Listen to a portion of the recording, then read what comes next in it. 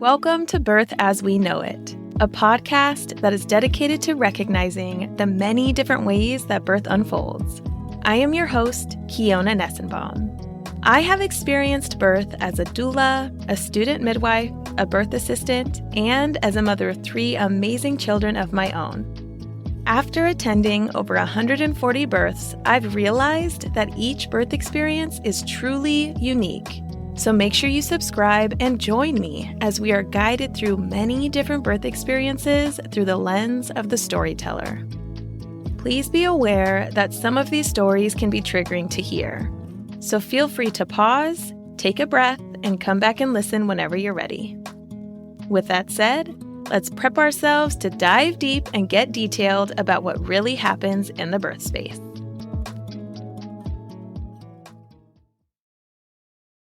As a reminder, this podcast is intended for educational purposes only and has no intention of giving or replacing any medical advice. All advice that is given on the podcast is from the personal experiences of the storytellers. All medical or health-related questions should be directed to your licensed provider. Before we dive into this episode today, I want to give all of the Baki listeners a huge thank you. And I also want to give those that are in the Birth as We Know It podcast community on Facebook an extra shout out because I truly love your support. And I love the feedback that you give. And I also love the conversations that we're having. If you'd like to join in on those conversations, you can do so by going to birthasweknowitpodcast.com/community. Now, in today's episode, Allie talks about her 2 very different birth experiences. One was an induction that took a little bit longer than expected, and then her second was the complete opposite and was a precipitous birth. So keep listening to hear the details on that. And if after you finish this episode, you want to hear another amazing story, you can tune in to episode 63 with Tessa and Jeff Sanders, where they share their 2 accidental, unassisted birth experiences. All right, let's get into this episode with Allie. Hello, everybody, and welcome back to the Birth as We Know It podcast. Today, I have on Allie Patrie, who is going to be sharing her 2 birth stories with her son, Cristian, and her daughter, Sara. Allie, thank you so much for coming on today. I'm excited to dive into these stories because your second one is juicy, and I'm really excited to get into it, so welcome. Thank you so much. It's a good word for it. Absolutely. I like that euphemism. Yes, absolutely. So let's actually go ahead and start off with you just telling us a little bit about who's in your family. Okay, so I'm Allie, and I live here outside of Boston with my husband, Alvaro, who is from southern Spain, and my son, Cristian, and my daughter, Sara. But most of my family is from Massachusetts. We've lived here forever. Great. Let's just go ahead and dive right in. Let's start with Cristian's conception. Was Cristian planned? Was he a surprise? Tell us all the things. Planned. I had it on my mind that I was definitely trying to get pregnant, but I kind of got to the whole pregnancy game like kind of late. I was 35 when we got married. I met him, I think I was like 33, and we got married when I was 35. And bought a house at 38. So I was like, okay, it's definitely time to try this out. And one of the things that was also on my mind was my father in 2015, I think it was, he was diagnosed with Parkinson's disease. And we soon found out that it was not Parkinson's disease. The Parkinson's medication didn't work, and he just got aggressively worse. And so in the end, he was diagnosed with something called multi-systems atrophy, which is, I guess, basically like an ALS type of thing, except his mind was always fine.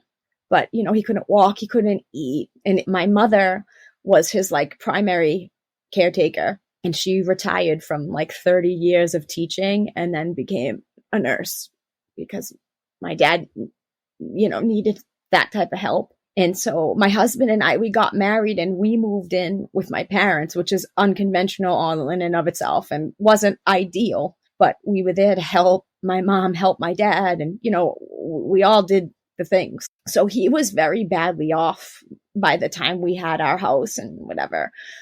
when I was getting pregnant, I just had so much on my mind, weighing on my heart, like watching my dad get sicker and sicker. And I had this one moment where I was helping him like put on his shirt, and I was like, wow. It just came like full circle in that way. Like when I was a baby, he helped me, and now it was like that. And it just was consuming really my life and my heart, you know? So when I got pregnant and when I was thinking about getting pregnant, I was like, this is not going to be a thing. It's not going to be a big deal. I'm not going to let this be one more thing for me to worry about. So I'm going to give it a whirl, but I'm just not going to collapse into this thing if it doesn't work out immediately, blah, blah, blah. So I stopped taking my birth control pill a couple months before because I figured, you know, that's what people say, like it takes a little while. And I ended up downloading one of those apps, and I just was like, okay, this is my fertile window. But I never told my husband. He knew I wasn't taking birth control. And I mean, he has 5 siblings. So he was all about having kids. Like when we were still living with my parents, he was like, when are we having babies? So I wasn't scared that like he was going to find out I was pregnant and be like shocked. I knew he was going to be like super happy. But I just didn't want to create this thing where I built him up and then disappointed him. It was like another thing I didn't want to worry about. I was like, this is between me and me. I'm going to do this with my little app and whatever, and that's it. So if it doesn't work out, I'm the only one that's going to know about it, and it'll be fine and whatever.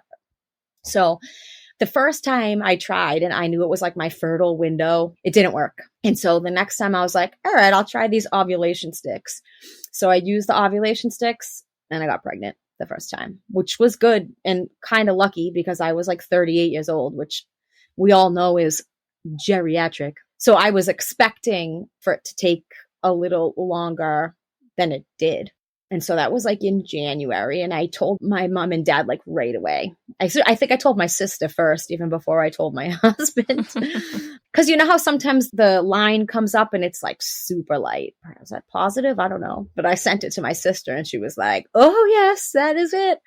So my father knew that I was pregnant, but he passed away the next month. So he died on Valentine's Day. So he did know I was pregnant. And to be honest with you, like when I found out that I was pregnant, in a weird way, I said to myself, I think my father's probably going to leave us soon. And I know that that sounds weird, but I was like, he's not going to leave us without leaving us something else. And he did. I had my son, and I feel like he just left me another little guy to take care of, you know, because we were all busy taking care of my dad, and he left us something else for us to look after. My pregnancy, like that attitude that I had of this is not going to be a worry. I think that that kind of dictated too, like my decision making. Because like I was saying to you before, that it sounds a lot of women on here have gone through interviews with doulas and found midwives. And I was like, not doing any of that. I have an OB. I like my OB. She delivers out of this hospital. The end. Gonna get an epidural? You bet. Like, that's it. I didn't have the emotional reserves to like melt into this pregnant version of myself. Like, I just didn't have it. So all those decisions were made like the second I found out I was pregnant. Less for me to worry about. Perfect. Done. The end. And I never thought about it again. And I think that that was what I needed to do. Like, I just needed to have one less thing. Check, check, check. That was like my mentality during the whole pregnancy too, because I was also older. And a lot of people think, you know, when you're older and you get pregnant, you're totally ready. Like, yeah, it's finally happening. But another side of that is if you're older and you've been independent for so long, it's hard to even imagine your life not being like that. Like getting out of the car without having to drag tons of crap with you and going to Target for an hour and a half just because you feel like it, that you don't get to do that, you know, when you're somebody's mother. Like you can do it, but you have to, you bring them with you, you line up somebody to watch them. Like it becomes a total process. Whereas before you do whatever you want, whenever you want. So it wasn't that I wasn't excited. I just had been single for so long that when I got pregnant, I was like, okay, this is not going to change me, even though there's no way to avoid it. But I think it was more so the pregnancy itself, you know, all of that with my father. And I was like, not going to worry about this. This is not going to become a worry. I don't have it in me to worry about this. So it's going to be totally fine. And I'm going to continue to do exactly what I've been doing. I don't know if you know what Zumba is, but it's like a dance aerobics. I teach Zumba 4 times a week. I did it until the day before I gave birth.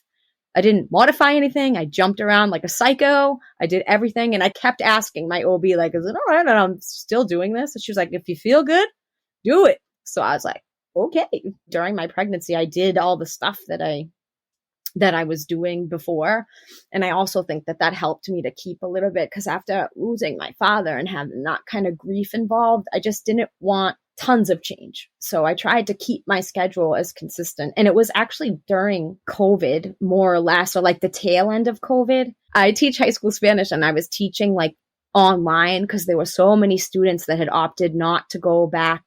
We were doing like a hybrid thing at school. And there was kids that had compromising health concerns, or parents that had compromising health concerns. And I did too. That was the only reason I didn't go back, was because of my father. I didn't want to have contact with that many people per day and then go to my house and see my dad and possibly put him at risk for COVID. So that was different, but I was like home, which was super nice during a pregnancy. So like when I needed to throw up, I just like got up and threw up. I didn't have to, worry about, excuse me, kids. I was home. So that was nice. And in terms of things happening, I feel like the pregnancy itself was pretty textbook. It was more like the emotional stuff that affected it.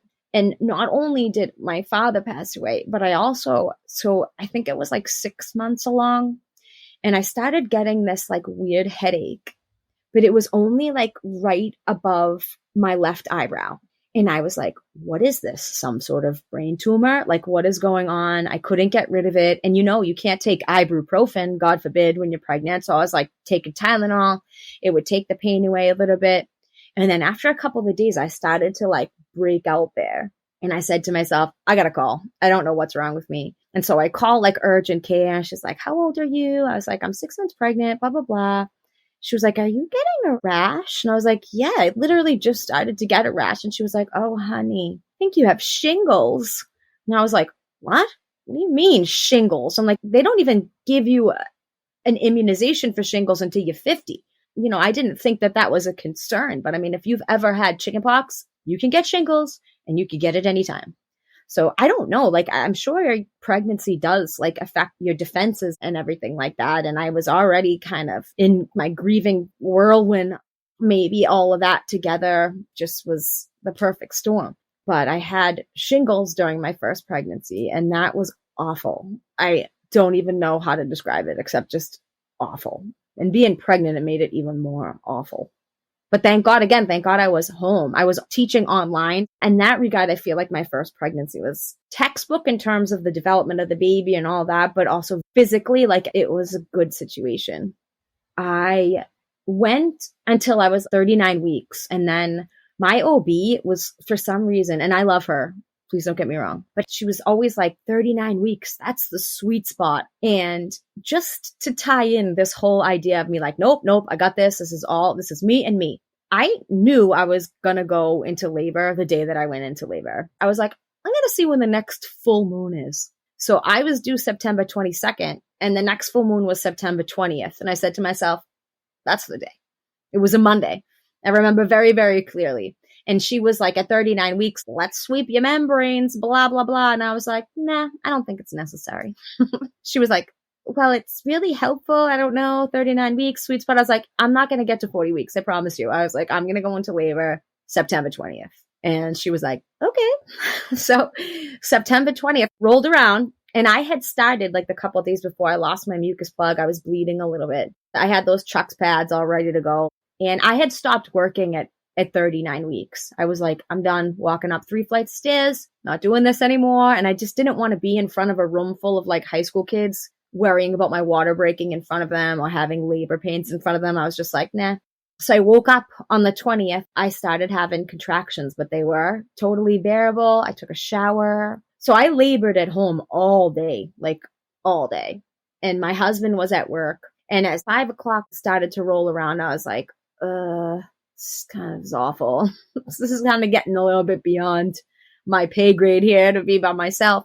So my mother had come over and like we were with that app or whatever, like measuring the contractions. And my husband finally got home from work. And of course I was like, no, it's fine. You know, whatever. He went from work to my mother's house. He's super handy. He's an electrician. So she had something that she had asked him to fix. So I was like, yeah, go. It's fine. Whatever. My mother's here.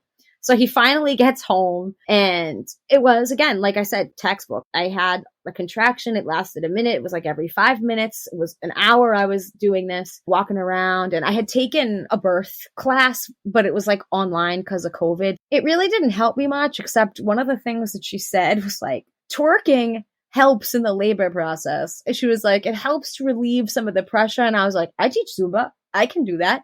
So I remember like being doubled over and being like, I'm going to put on my Zumba music. I put on my Zumba music. So at like 8 o'clock or so, as I finally called, and I don't know if this happens to every woman, but there's always that like, you're not really in labor or whatever. Like, go drink some water and then call us back. I was like, all right, we'll see if that works. So whatever I did, I drank the water and I waited, but the labor pains did not go away. So I called again and they were like, all right, why don't you come in? But it's always with that like incredulous type of voice, like, you know, probably just be sending you away. Like, but come on in. So I got there and it was a full moon, mind you. So, you know, I get there and I'm like, oh, another pregnant one.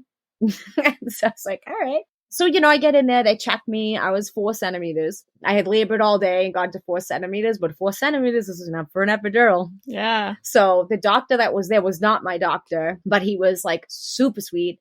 And he was like, you can have an epidural. And I was like, yep. So I got my epidural at 4 centimeters and then I fell asleep. They let me sleep all night. I woke up. I was 10 centimeters and I was ready to push. Look at that. So when I say to you, like, in terms of the pregnancy itself, it was very textbook and I don't want to say easy. And now knowing what happened to me in my second pregnancy, it was easy. It was much easier than what happened to me the second time. And I pushed for 45 minutes. And a lot of people like say that they can't feel anything when they have an epidural, but I did not have that. I wasn't in pain, but I knew I was having a contraction. I could very well feel it. And there were times when like in between pushes, people started talking and my husband was saying something and I was like, help me. Like I had a contraction. So it's like, I was very well aware of the pushing and needing to push. And he was born at like 8:20 in the morning. So that was nice.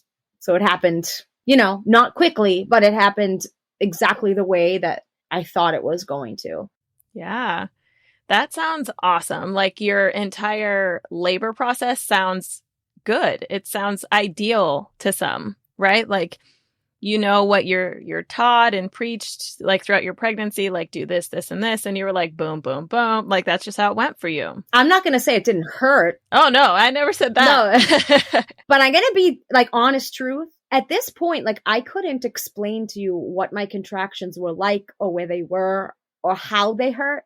I remember them hurting. I remember being doubled over in pain. I remember being a little bit short with people in terms of, you know, my state at that time. But the actual contractions and stuff like that, you do forget. And I always said this to people afterwards. It's like, I can't explain those to you. And I have kind of forgotten it. But I did not forget like how badly it hurt after, like after the tearing and like the icy diapers and the tux pads and the spray. I don't think people tell you about that stuff enough.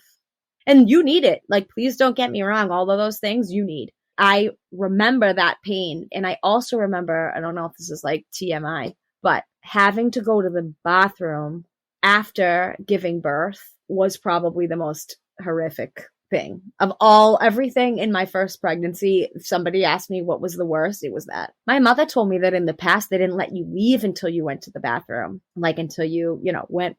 And I left the hospital. I think I had gone the day that I was in labor and I didn't go again for like another week. And it's funny because the doctor, when they were stitching me up, said, oh, this is good. So the tear isn't close to that area. So it shouldn't be hard for you to go to the bathroom. And I'm thinking about it after. I'm like, not close. I mean, the area is like this big. Like how right. How far away is it? Like it can't be that far. And so I'm just going to say it, Allie. You're talking about taking your first poop. Yeah. Okay. Oh, yeah. That is I'm hard. sorry, everyone. No, they're used to that in this podcast. So yes, like that is a big thing. You know, people don't talk about what it's like down there postpartum enough. And it's different for everyone, of course. There are some people that tear. There are some people that don't. There are some people that are super swollen. There's some people where they don't feel that swelling. You know, it's such a wide variety of what it's like postpartum. But I am a strong believer in, I think that everybody is a little bit fearful on what that first bowel movement's going to be like. I just made the decision. I was like, today I'm going to go. I have to go. I know that I have to go. It's been like 5 days. Like, you have to go. So sit down and figure it out.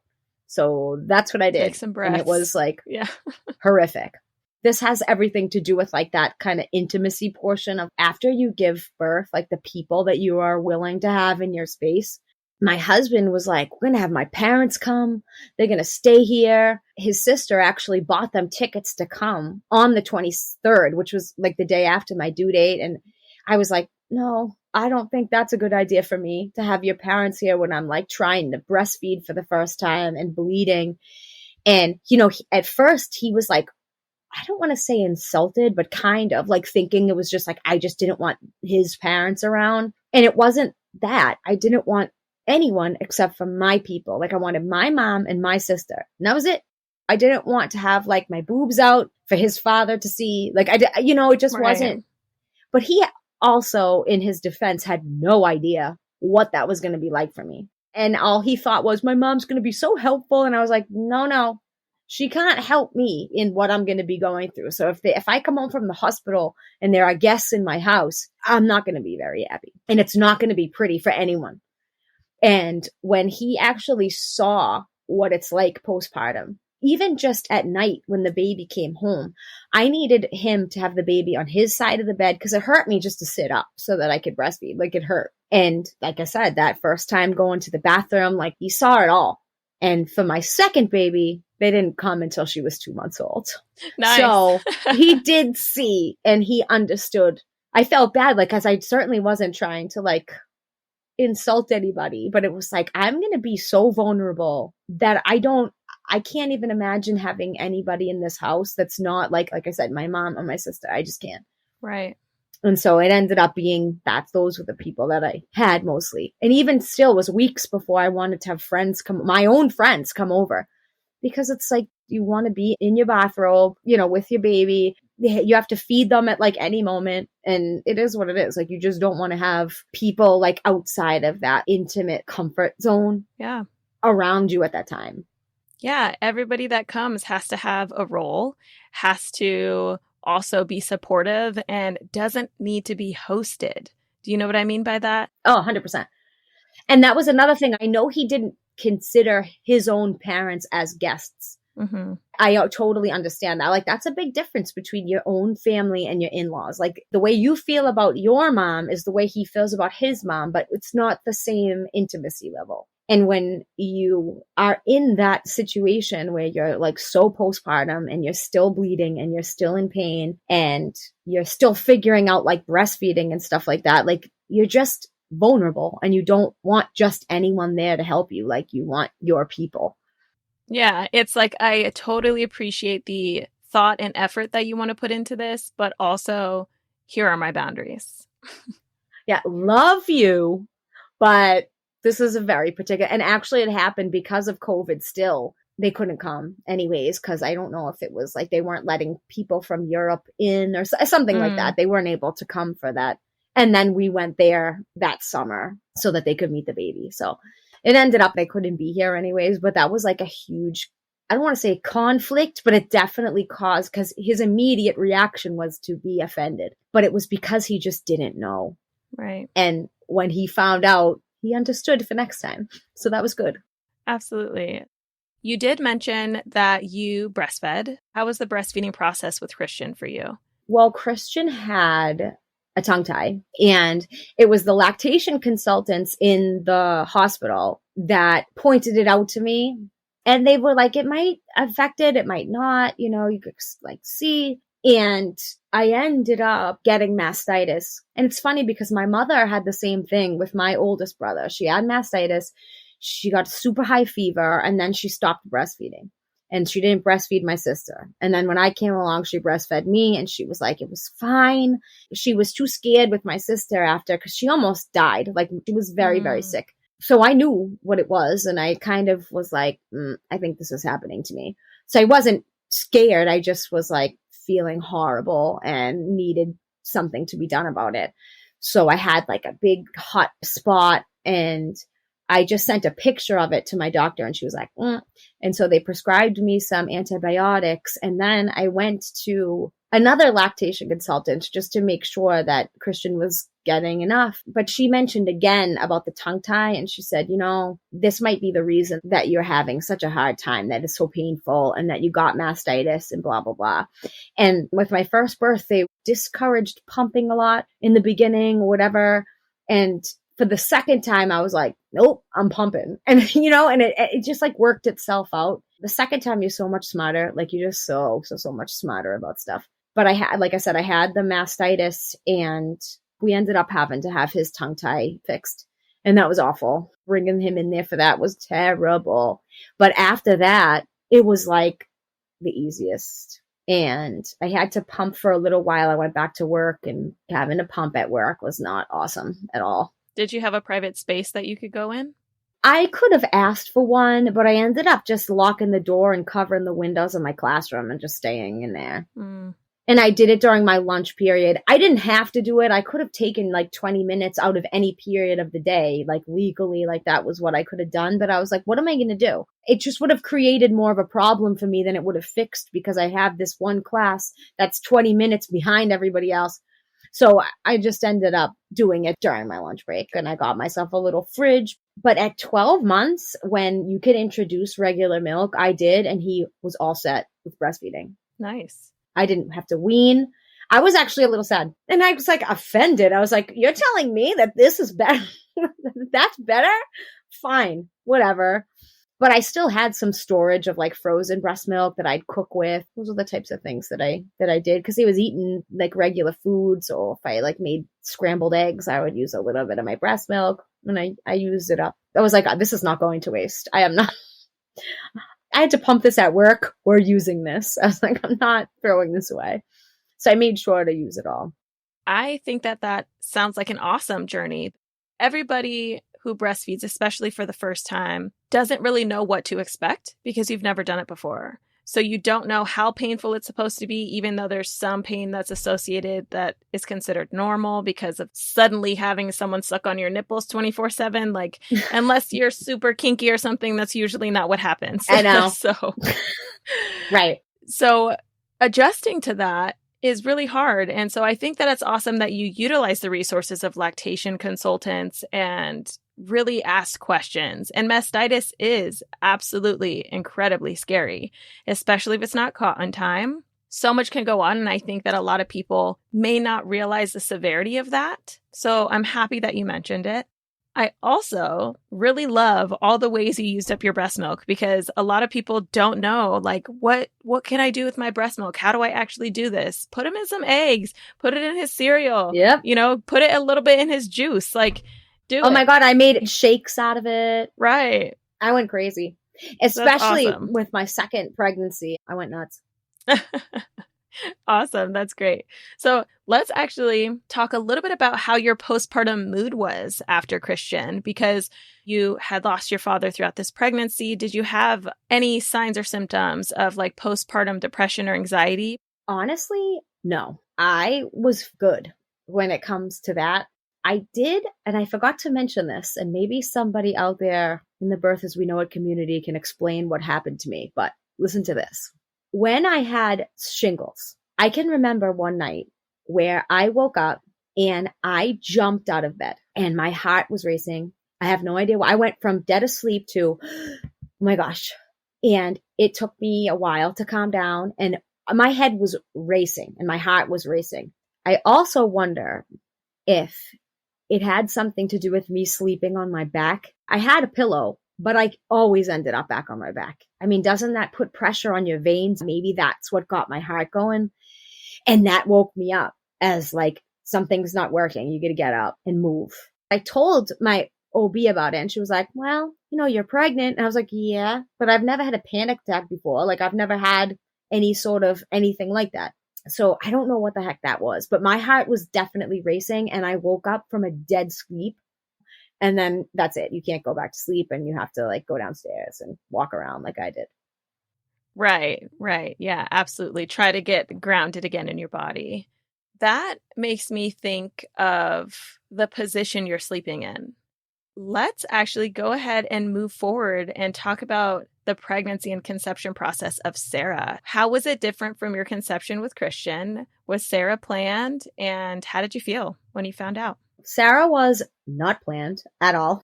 I was on a birth control, a special, well, not special, but the one that they give you when you're breastfeeding, because you can't just take any birth control when you're breastfeeding. Right. Progesterone only. Yeah. And my doctor was like, you have a window of about 2 hours. You have to take this at the same time every single day. And I was like, yeah, that's totally fine. I can do that. Whatever. And then when Cristian was 10 months over the summer, we went to Spain and one of our flights was delayed. So to get to his house is no direct flight. You have to go from like Boston to Madrid to Jerez, which is the closest airport to his house. And so from Boston to Madrid, the flight left late. So we missed the connecting flight. We had to stay in Madrid and I left my pill with my face cream and my toothbrush because I always just took it in the morning when I brushed my teeth and I, washed my face. So that's where it was. Bad idea. So I didn't take it at all. And then with the time change, like you're supposed to take it the same time every day. So if it's 6 a.m. here, but it's 12 in Spain. So there were several days where Allie was not taking her birth control the right way or at the right time. So we were staying in my in-laws' house and I was not expecting anything, getting pregnant while we were in Spain. But I have some friends that live in a different city and we took like a weekend and we got a hotel and we went there and there was air conditioning and whatever. One thing leads to another. And like I said, I had already not been using my birth control to the letter, like to the hour, so it's like, this be a lesson to everyone. Like if they say 2 hours, no one's kidding. It's 100% the truth. And because I had been on, normal birth control for years and there were days where I didn't take one. I had to take 2 and I never even had a pregnancy scare ever. I never thought that I would get full out pregnant just from that. And plus I was at this time 40. I didn't get my period for 10 months. So he was 10 months old when my period came back. I got my period once and I got pregnant the next month. So she was kind of a surprise. And it's funny because my best friend, she found out she was pregnant a week before I did. And she was like, wouldn't that be amazing if we were pregnant together? And I was like, no, that's not going to happen. And she was actually the first person I told the second time. I was like, oh my God. So she freaked out. So that was something that was nice about my second pregnancy is I had somebody to be pregnant with. And I was the one who knew a little bit more because I had already been pregnant. So it was just super fun. I actually have a question about the pill. Between conception and the time you found out, were you still taking your pill? No, I said, I'll just wait. Because there was that tiny little thought in my mind. Because I was like, you know what? If I get pregnant again, I don't want to keep taking this. If there is some like slither of a chance that I'm pregnant again, I don't want to continue to take birth control. Okay. I have so many things to say because I really am so happy that you had the chance to experience pregnancy alongside a friend. And that is complete opposite of your first, like you were intentionally trying to just embrace taking that on alone because you did not have the mental or emotional reserve to do anything else. And so this time with Sara's pregnancy, you're like able to embrace the fact that you're actually pregnant and then not just by yourself. Let's actually go ahead and dive into a little bit more of the pregnancy with Sara, but then diving into her birth. Was there anything in particular with Sara's pregnancy that you want to talk about or that you felt was different from Cristian's? The pregnancy itself, no. With Cristian, I had shingles. With Sara, I got COVID. And a little bit later on, like it wasn't still like everyone wears a mask, blah, blah, blah. But The protocol with the first strain of COVID, because it was affecting fetal growth, they made the decision that another ultrasound would be part of your routine care. So I got to have an extra ultrasound, but that was like a complication that was on my file. Not only that, I was 40 and I had her when I was 41. I was very well aware how old I was. And I know the stats. I know all of that stuff. So I didn't really question the worry or question the precaution. Like I didn't. But in terms of the actual pregnancy itself, it was exactly the same. I was fine. The baby was fine. I taught all my Zumba classes until the day before I was induced. And again, I didn't modify anything. I didn't stop jumping. I didn't stop twerking. I did everything. And that's not to say like that's for everybody, because I know some women do get horrible symptoms. Luckily for me, none of that happened. So I just kept doing what I always did, which was like my mentality from when I was pregnant with Cristian. Like, this is not going to change what I do and what I like to do. I did, though. I lost my father, my first pregnancy. I lost my dog, my second pregnancy. And he was like my first child.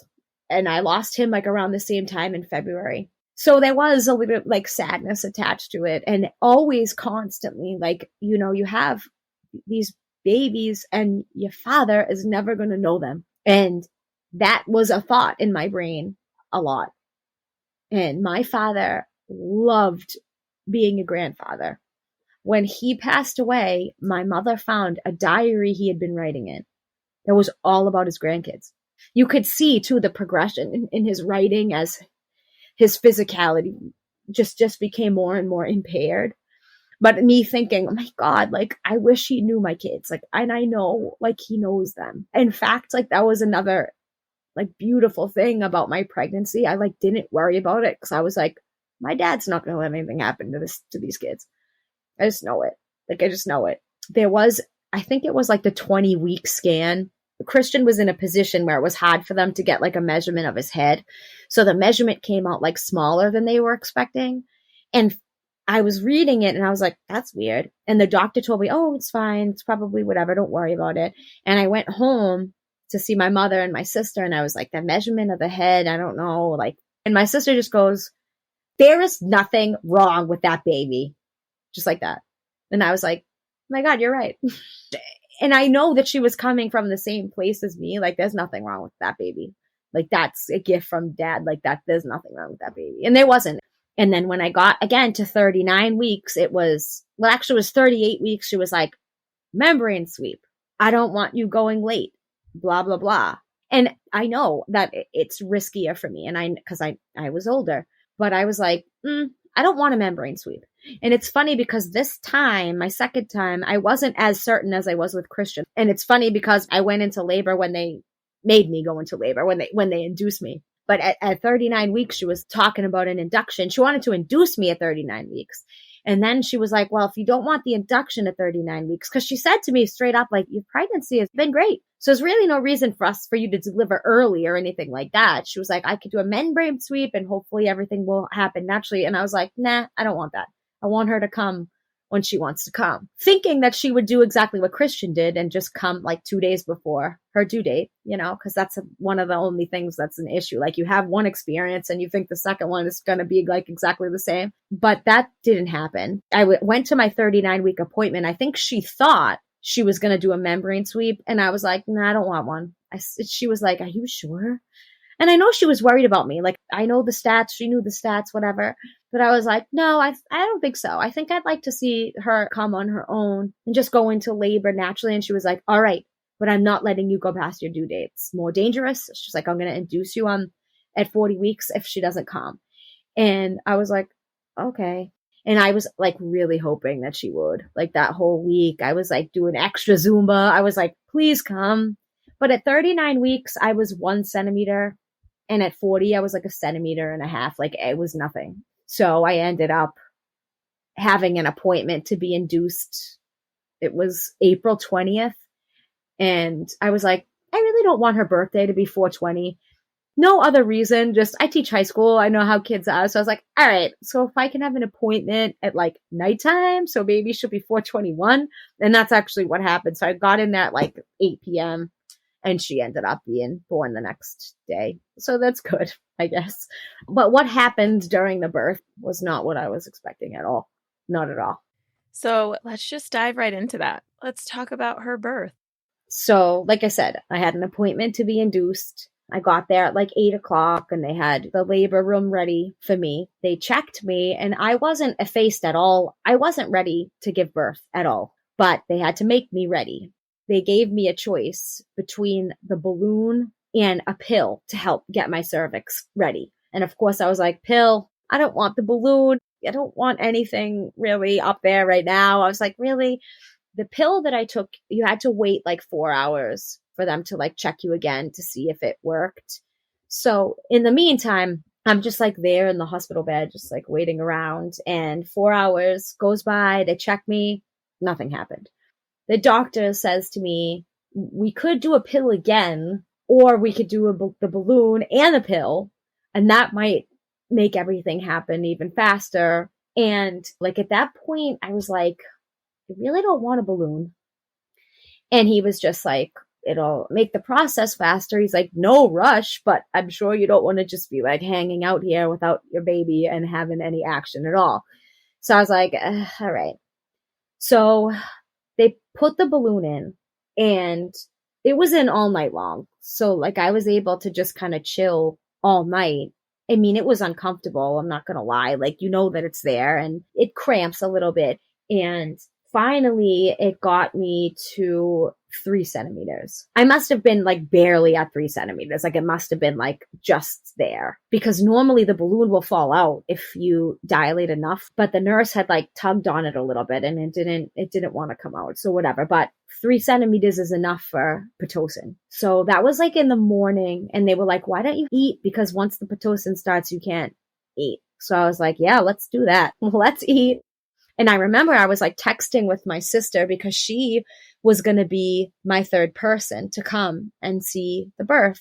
She had had 3 cesareans and I really wanted her to be there. And she really wanted to be there. For my son, it was my mother. But this time I needed somebody to watch my son. And, you know, nanny has to be it. Like it's nanny or it's no one to stay with Cristian at home. So was going to be my sister. Like she was supposed to be there. And I remember it was like 7 o'clock and I said, you know, I'm going to have some breakfast or whatever. And I think they're going to start the Pitocin after I'm done. And so she was like, okay. And from what I knew about Pitocin, like from what I thought, it wasn't an immediate thing. It's not like they inject you with Pitocin and boom, you're ready to give birth. It could be hours and hours and hours and hours. So my sister, knowing that they were going to start Pitocin pretty soon, she was like, that's fine. I'll put in a load of laundry, whatever. I'll get myself ready and I'll head over there. So I had breakfast and it was 8:20, like on the dot, that the nurse started the Pitocin drip. And meanwhile, like I'm uncomfortable. It feels awful. The balloon is still there. And so 8:20, they finally, and I'm like expecting this to be like not fun, because inductions are usually not all that fun, because it's something that your body should be doing for you. Like it shouldn't be forced upon you with medicine for the most part, you know. And I mean, sometimes there's legitimate reasons for it. And I feel like in my case, the reasons were like COVID and age. And I wasn't going to debate either one of those two things, because it's true. I was over 40 and I had COVID. So 8:20, they start the Pitocin drip. And I'm like, you know what? I'm going to get up, go to the bathroom, because this is going to be a while. So I get up and the bathroom's like right next to the bed. So I get up, I go to the bathroom, and I'm in the bathroom and I accidentally like pull the emergency cord while I'm in there. And somebody comes right in and I was like, just kidding. Oh, sorry about that. Like I didn't mean to pull the emergency cord. So she leaves. And there's no nurses in my room at that point. Like they put the Pitocin in and everybody's like, do. Like this is going to be a process. So I get up from the toilet and my husband's standing there. And all of a sudden I'm like, oh God. And he's standing there. And I remember just like wrapping my arms around his neck and being like, so something's wrong. And I had a contraction so strong that what came out of my mouth was like a National Geographic, like guttural scream.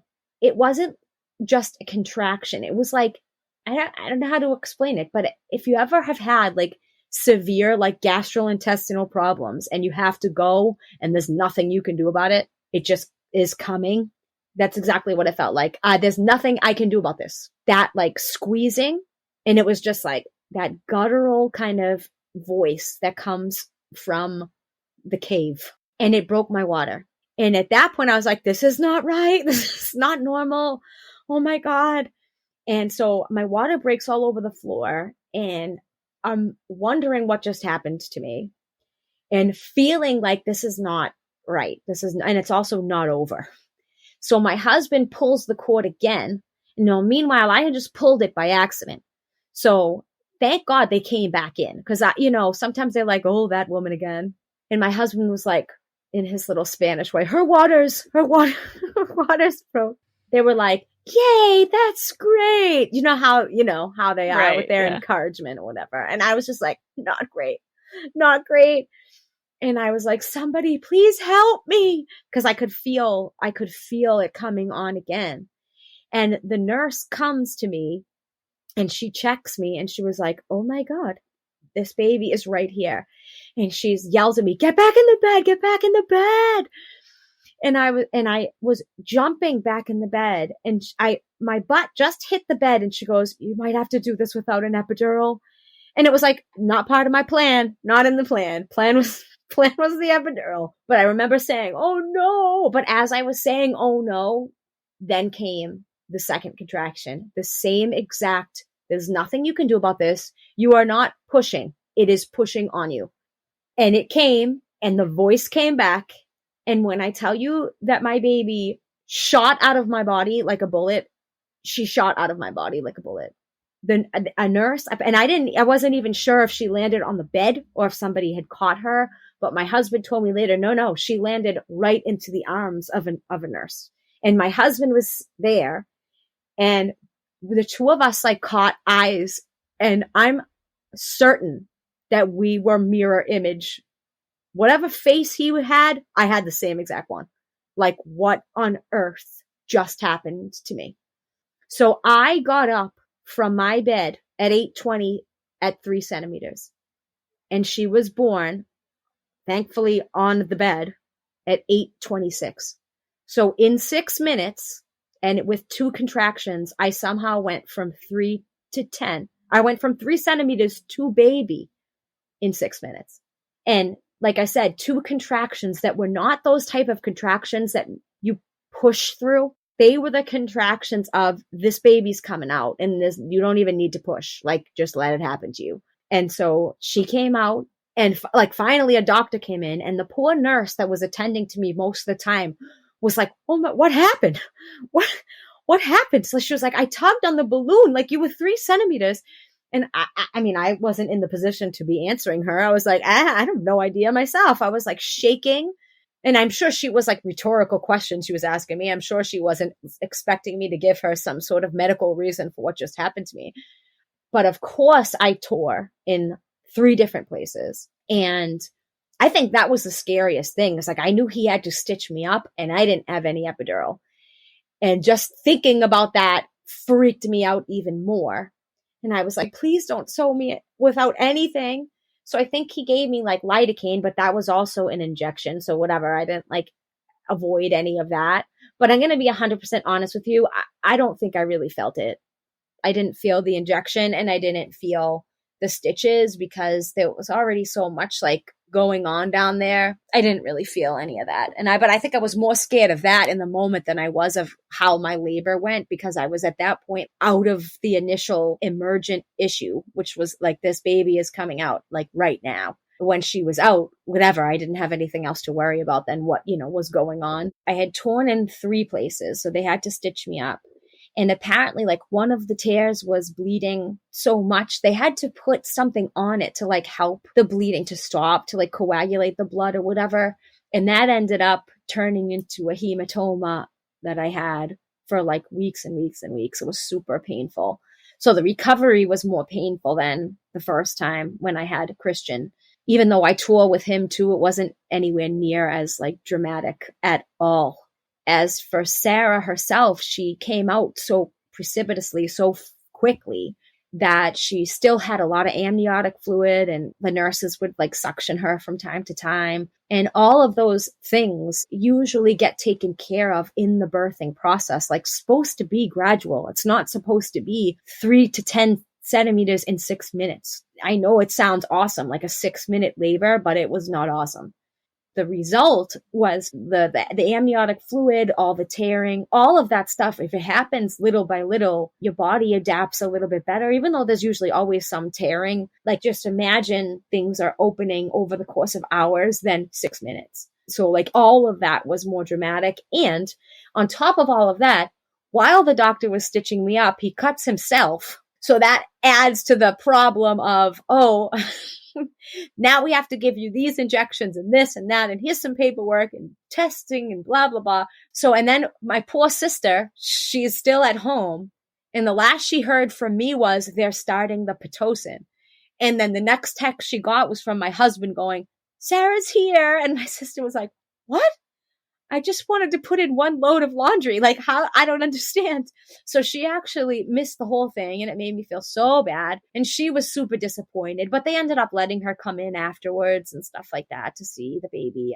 And again, I had no epidural. So I just walked myself over to my other room and I had nurses coming in to see me that I didn't even know. And they were like, I heard what happened. Wow. They just wanted to like see me, I guess. I don't know. But it was something that I don't think anybody, least of all me, would have ever have expected. And I still haven't gotten any sort of, not that I've asked tons of people, but I still have no idea why that happened to me. No idea at all. Yeah. I mean, honestly, Allie, this is the pure example of what the fetal ejection reflex is. Have you heard of that? Yeah. Yeah. The fetal ejection reflex is totally, it's such a primal thing. It is totally your body taking over everything. And a lot of the time when people say that they're prepping for labor, and a lot of people hear, oh, just let go, let your body do its thing. Like the fetal ejection reflex, you have no time to process. You are in constant shock of like, it's happening to you. Some people literally feel like they're dying because they have no control. And when that is happening, you have no choice but to just go, like it sounds totally scary. I would be freaking out. I'm sure your husband was freaking out. And obviously the nurse was freaking out. Like that is not common. In addition to that, I do want to say that this is also a very true example as to why getting cervical exams doesn't really tell you how long it's going to be. Yeah. So when you go and get a cervical exam, it's literally just information, but you kind of got to take it with a grain of salt because there's no guarantee. Like I was a birth assistant and she went from 5 centimeters to baby in about 10 minutes as well. And it was like, oh, okay. Your body's just like, now it's time. Let's do this. Let's go. So Allie, that's a lot. Yep. I know. So tell me a little bit about what it was like for you to process your birth after you were kind of back into your body and grounded. Well, I would say, the immediate like postpartum, I was way more sore than I was the first time. So that was really my main concern because I obviously breastfed my daughter. She also had a tongue tie and all of those things I had already seen and done and been through. So bam, bam, all that stuff was taken care of like very early on. I didn't wait to get mastitis before I went to have her checked out and all of that stuff. But I was like, what kind of damage was done down there? Yeah. Because it was, like I said, I hate to use the word like traumatic because in the end, it's totally fine and I'm fine. And, it will all be okay, everyone. Trust me. But to my body, it was so traumatic that I was like, oh my God, did that affect me forever? Like, what's that going to be like? And you know what? It totally healed exactly the way that it should. It took way longer. At my 6-week checkup, I still had a hematoma. I still had pain. Do you happen to know the degree that you tore? It was 3 second-degree tears. Now, she was not very big. She was only like 6 pounds something. Mm-hmm. Thank God. I'm sure if she had been bigger, I would have really done some damage. And she came out and her head was like perfectly round. Like people thought I had a C-section, and I was like, no, she just broke me. Literally. She just broke me. There was nothing there to like stop her. She just came out, and her head was just so cute and perfectly round, which is, I mean, people get 3rd-degree tears, which is even worse. Right. So I shouldn't complain that much, but it was traumatic. Yes, absolutely. I can totally see that. Question about your cervix. Did you have a cervical prolapse at all, or did you experience any tears in your cervix? No. Wow. Nothing. Yeah, that's just like, the body is amazing. Yeah, it's so strange. And I don't even know, because I can't imagine enough Pitocin even got into my system.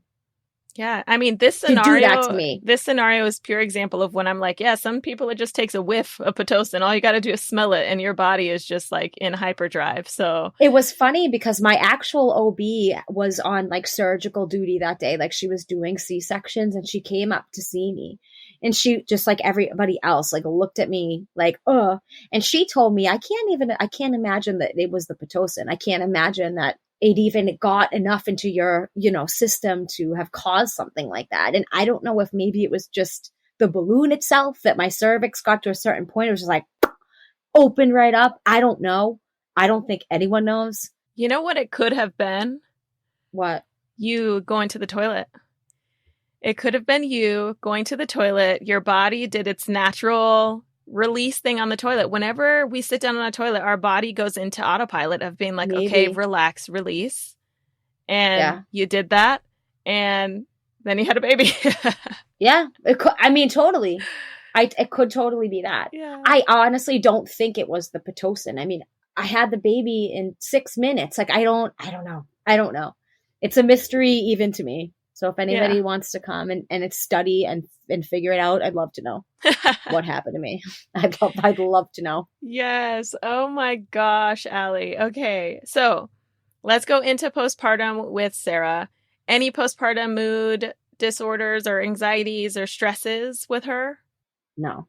Beautiful. With the second one, you just feel like you know some stuff. I started pumping way sooner. I knew immediately, like, she has a tongue tie, like, we got to get this fixed. I never got to the point, like with Cristian, because you had said before, like, there was always pain with breastfeeding. You just don't know what pain is normal and what's not. And that's exactly what happened to my mother. She just kept breastfeeding my brother, and she got herself sicker and sicker and sicker. And I wasn't going to let that happen to me a second time. And even the going to the bathroom thing with Sara, I was like, not happening. I will use a suppository. I am not letting this go, blah, blah, blah. So I went before I even left the hospital. And that was that. I just was like, not again. So the after was fine. I mean, it was, I had a toddler. He wasn't even 2. That was rough, but my husband was able to take some time off, and my mother was around, and, it was totally fine. And I didn't have any of those weird, like, wake up in the middle of the night issues. It was only when I was pregnant with Cristian. Allie, this is awesome. I am so thankful that you shared your stories. Like, they're both also completely different. Just listening to you talk, and like even how you were feeling in your pregnancies and what happened with each birth, and you yourself and your partner are the same people. You know what I mean? Like, obviously over years we grow and adjust and evolve, but 2 totally completely different pregnancies and births. So yeah. Okay, my heart is full now of like all of the juicy details from this. I love it. I love it so much. I think that now is a good time to wrap up this interview. Is there anything that you want to talk about that I didn't touch on yet? I had always, with both pregnancies and with my father, that like kind of weird knowledge that everything was going to be all right. And even when something comes up or something came up with anything, like any little tiny thing, I would always be like, Dad, really? I had that kind of peace of mind, even though I would prefer so badly that he's here to hold my kids. Yeah. I know he knows them, and I feel like he's kind of had his hand in why I have both. I don't blame him for the second debacle. I don't blame him for the birth of Sara at all. That wasn't him. He didn't have anything to do with that. That was the Pitocin. But it was, in a weird way, a beautiful piece of knowing like he's watching me and he's got me. So when it comes to like feeling a lot of worry, I didn't. And so it's like the one good thing, I guess, that can come out of something sad is they're not gone. They're not present the way that you want, but they're there. You know what I'm excited for you, Allie? What's that? I am excited for you to see your dad come out in both of your children as they get older. They already, my son has his hands, has his feet. My daughter looks like his side of the family. He's here 100%. I love that. I love that for you. So I just have 3 final closing questions for you. My first question is, what is one piece of advice that you would give to all pregnant people to prepare for labor, birth, and postpartum? I don't know. I guess that's kind of like a twofold thing. Like, it is always good to have, and I know you've made that distinction before between like a plan and a preference. Like, you can call it a plan, but like there is no guarantee when it comes to giving birth. And I know my second birth is 100% like an example of that. So have your plan. Just remember that your brain should sometimes remind your heart that like it might not go that way. And if it doesn't, it is okay. And so I guess another thing that I would say is whatever you plan, that's good enough. Like whatever your plan is, just know if you say it to somebody that did something else and liked what they did, they might say, oh, maybe that's not a good plan. But just try your hardest to like make your decision and be happy with it. Do whatever it is that you want and don't let people like tell you otherwise. So the gist of what you're saying is it's fine to make a plan, but be open to when it changes because nothing ever goes as planned. 100%. Okay. Oh, and you're never too old, everyone.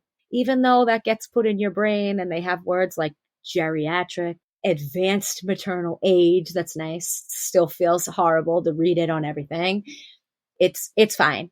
I had my baby at 41, back to my Zumba, everything is fine. So you're never too old.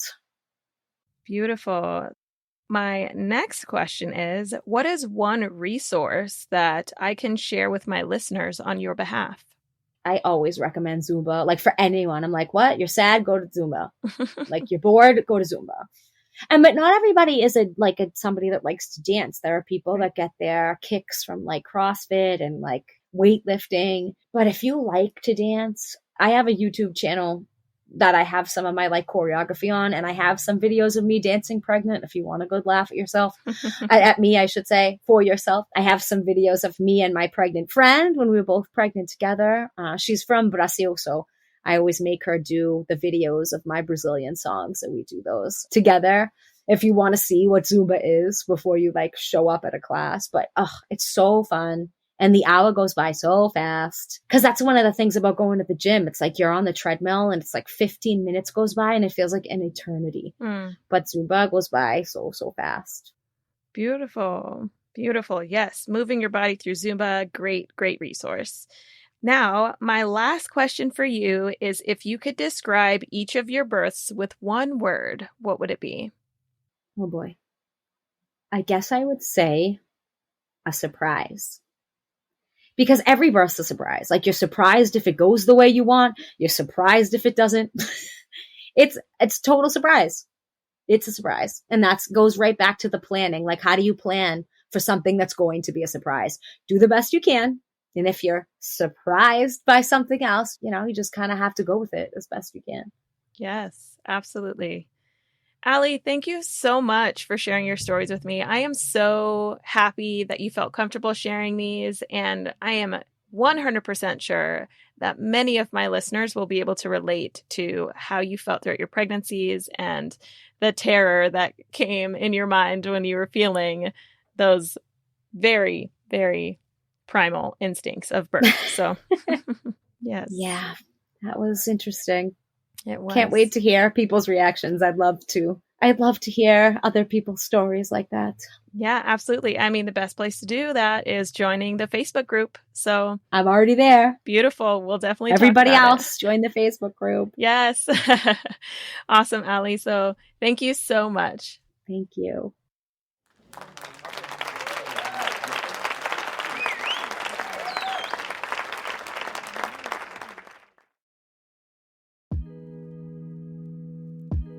During this interview with Ali, it became very clear and reminded all of us that the environment around us and the people we love and care for can truly impact our pregnancies and the decisions we make during those pregnancies. And in addition to that, Ali's 2 very different birth experiences are a prime example as to how one person can have 2 very different experiences. And even though you think you know what to expect, things don't always go to plan. So try your best to be open to change and adjust when things are necessary. Now, Ali, I want to give a huge personal thank you for sharing your stories with me. I also want to give a small dedication in remembrance of your father, because you can truly tell how much you love him and how much you see him in your babies. So thank you so much. Me and all of the Baki listeners truly appreciate you. Now, as for you listeners, if you would like to see the show notes for this episode, as well as a few pictures, you can head over to birthasweknowitpodcast.com/74. And if you want to be part of the crew, like Ali and I, you can go ahead and join the Facebook group as well. You can do that by going to birthasweknowitpodcast.com/community. I ask a question every single Friday and would love to hear your input. And if you really liked this episode, I truly think that you should check out episode 63 with Tessa and Jeff Sanders. They share their 2 very precipitous and very different birth experiences as well. So thank you so much to all of you beautiful Baki listeners. I truly appreciate you, and I will talk to you again soon. Bye for now.